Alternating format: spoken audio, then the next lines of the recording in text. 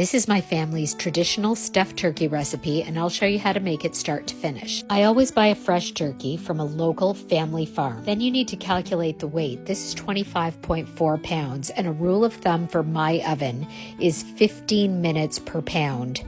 So I'm going to need to cook this for about 6 hours.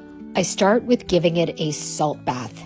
Make sure you take the neck and all of the organ meats out of the cavity, and then just put lots of kosher or sea salt all over so that you can get rid of the bacteria. 25.4 pounds is a big bird. Then you need to dry it all off with a paper towel. Dry inside the cavity because you have to make sure that your dressing does not get soggy. Preheat the oven to 450 degrees Fahrenheit. We'll be cooking at this temperature for 15 minutes. While the oven is preheating, we're going to start prepping the stuffing. I'm sautéing celery and onions in butter. To the pan, add ground savory. Next, add some ground sage, about a teaspoon. Then add ground poultry seasoning. I never measure the spices, I just put enough until it smells like Thanksgiving. But if you had to measure, maybe a teaspoon each. Of course, add salt and pepper. Make sure it's seasoned well. Now just stir the mixture and just make sure that the onions and celery are softened.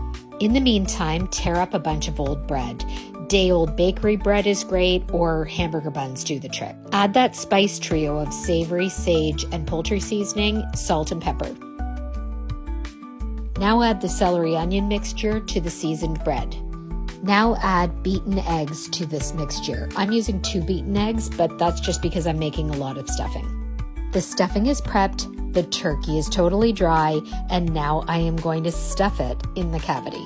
And honestly, don't get grossed out, just do what you gotta do. It's the way it tastes good.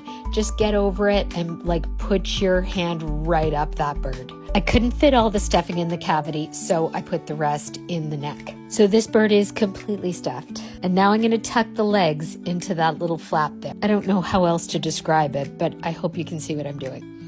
Now I've got butter on my hands, and I'm going to slather it all over the turkey skin. Just massage it and go for it. Now salt and pepper and season it, and it's ready to go in the oven.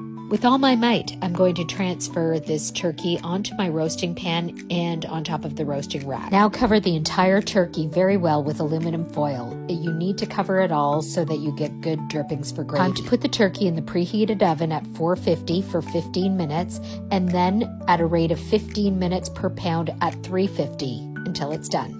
I clean up when the turkey's in the oven and use antibacterial tea tree oil to make sure all of my surface areas are clean and bacteria-free. I should also mention frequent hand washing is an absolute must in turkey prep. It's been 6 hours. I've taken my turkey out. It's got an internal temperature of 170 degrees, and now I'm going to rest it. The turkey rested for about 15 minutes, and now I'm taking all of the dressing out and putting it into a platter. Growing up, we called it turkey dressing. My kids call it stuffing, so I use the term interchangeably. The turkey and stuffing look absolutely gorgeous. It's going to be so delicious.